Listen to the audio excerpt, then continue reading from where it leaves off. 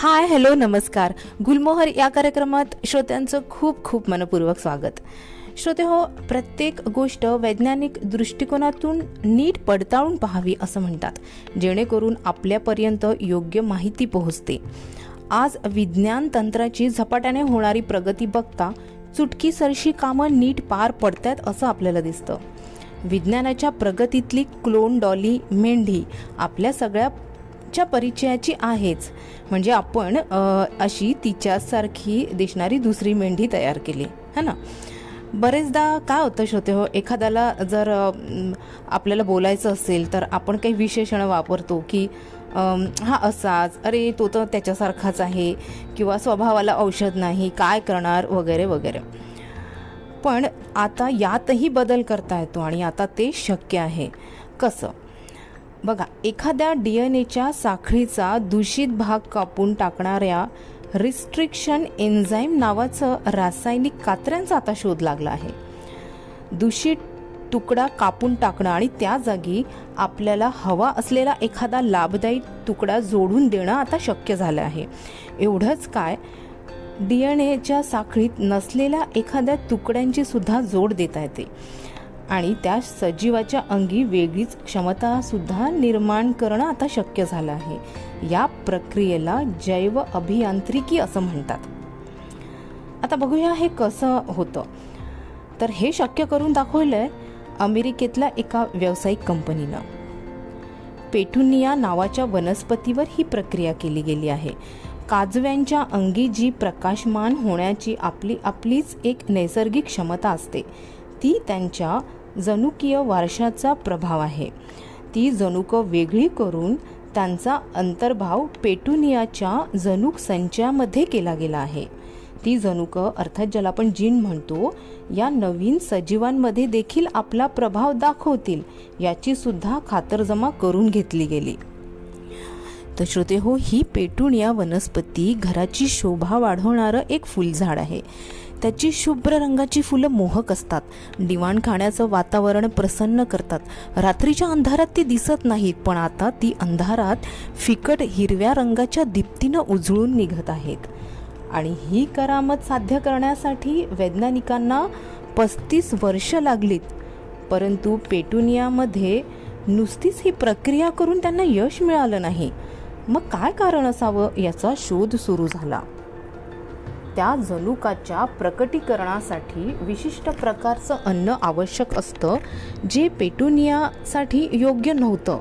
पेटुनियामध्ये मुळातच कार्यरत असणाऱ्या किंवा असलेल्या एखाद्या रासायनिक प्रक्रियेचा उपयोग करता येईल का, मग असा विचार केला गेला आणि मग तशा प्रक्रियेचा शोध लागला.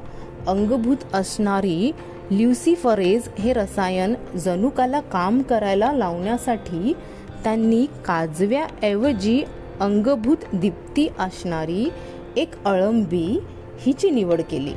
ही अळंबी म्हणजे जिला आपण मशरूम म्हणतो. ही अळंबी सुद्धा काजव्यांप्रमाणे स्वयंभूरित्या प्रकाशमान होते. हिला बायोल्युमिनिकन्स फंगी असं हिचं बोटॅनिकल नाव आहे. ती तिच्या अंगी असलेल्या कॅफिक आम्ल या रसायनाचा वापर करते. तिच्या माध्यमातून ती त्या प्रकाशदायी जनुकाला कार्य करण्यास भाग पाडते. कॅफिक आम्ल हे काही वनस्पतींमध्येही कार्यरत असल्याचं समजल्यावर ते पेटुनिया या वनस्पतीत सुद्धा असावं याचा शोध मग घेण्यात आला. पेटुनियालाही तो वारसा मिळाल्याचं स्पष्ट झाल्यावर त्या कॅफिक आम्लाचं ल्युसिफेरिन या प्रकाशमान रसायनात रूपांतर करणाऱ्या एन्झाईमचा शोध घेतला गेला.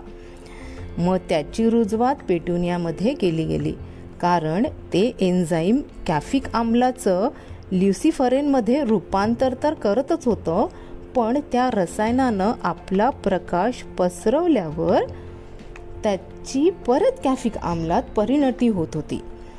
हे एक चक्राकार रासायनिक प्रक्रिया सुरू होती. त्यामुळे कोणत्याही विशिष्ट खाद्याची आता पेटुनियाला गरज नव्हती.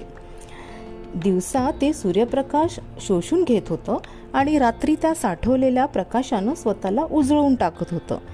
पेटुनियाला आपण सकाळी सूर्यप्रकाशात जर ठेवले ना, तर पुढची प्रक्रिया पेटुनिया स्वतःच आत्मनिर्भरपणे करत राहील हे पक्क ठरलं होतं.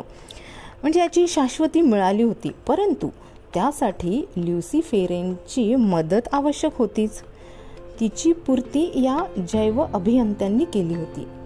त्याकरिताच त्या अळंबीतली जनुकं वेगळी करून त्यांचं रोपण पेटुनियामध्ये केलं गेलं आहे.